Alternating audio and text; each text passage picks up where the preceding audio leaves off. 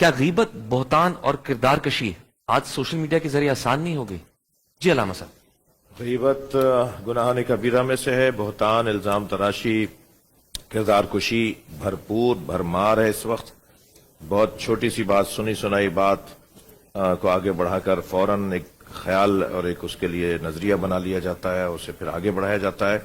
اس سے خاندان تباہ ہو رہے ہیں، اس سے فیملیاں تباہ ہو رہی ہیں، طلاقیں ہو رہی ہیں، خلا ہو رہی ہیں، بچے ماں باپ کے ہوتے ہوئے ماں باپ سے محروم ہو رہے ہیں، اور ادارے تباہ ہو رہے ہیں، دوریاں ایجاد ہو رہی ہیں۔ پھر اس کی بنیاد کے اوپر نفرتیں جب جنم لے لیتی ہیں تو پھر پورا جو آپس کا ایک ماحول ہوتا ہے وہ خراب ہو جاتا ہے۔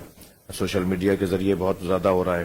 ایک بات کو آگے بڑھا دیا گیا، تہمت لگا دی گئی، بھائی ایسا تھا ہی نہیں، ایسا ہے ہی نہیں، تو میں چاہیے تھا۔ میں اس میں عرض کروں گا کہ جب کبھی 1% بھی گمان ہو رہا ہونا کہ اس کے استعمال سے اور اس بات کو آگے بڑھانے سے یہ نقصان سامنے آئے گا، تو ہمت کریں، مرد بنیں، سامنے آ کے بات کریں اس شخص سے کہ جس کے بارے میں بات ہو رہی ہے۔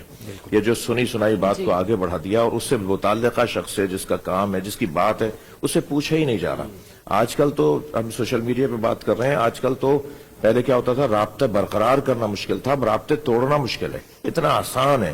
یعنی اگر فرض کریں مجھ سے کسی کا رابطہ نہیں ہو پا رہا ہے تو انہیں پتا ہے کہ اس وقت ان کے ساتھ 4 لوگ فلاں ہیں، کسی ایک کو بھی ملا کے کہیں گے میری بات کرا دو، تم اس وقت ان کے ساتھ ہو، مثال ہے۔ تو یہ تو آج عذر ہی نہیں رہا کہ ہم رابطہ نہیں کر سکتے۔ کسی کے بارے میں اگر ہمیں کوئی خیال دیا جا رہا ہے اور ہمارے ذہن میں اس کے لیے ایک تصور بن رہا ہے، تو خاص طور پہ اجتماعی مسائل میں گزارش کروں گا، اجتماعی مسائل میں، انفرادی مسائل میں ممکن ہے اس کی قباحت اتنی نہ ہو، لیکن جہاں معاشرہ تباہی کی طرف چلا جائے گا، ماحول تباہی کی طرف چل جائے گا، جب سرکار دو جہاں نے ساری امت کو جہاد کی دعوت دی اور چند لوگوں نے حضرت کا ساتھ نہیں دیا اور اس کی مخالفت کی، تو پھر اللہ کا حکم آیا سوشل بائیکاٹ کر دو ان سے۔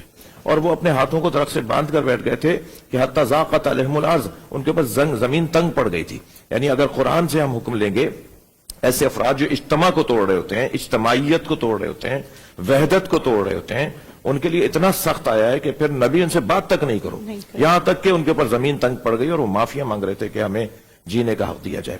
تو وہ افراد یہ بات ضرور سوچیں، ہمیں ایسا ضرور سوچنا چاہیے کہ ہمارے اس عمل سے، اس رائے دینے سے، اس میسج کو آگے بڑھانے سے کہ کہیں اجتماعی وحدت کو، اجتماع کو نقصان تو نہیں ہوگا، سماج کو، معاشرے کو تو نقصان نہیں ہوگا۔ ہمیں اس چیز سے احتیاط کرنی چاہیے۔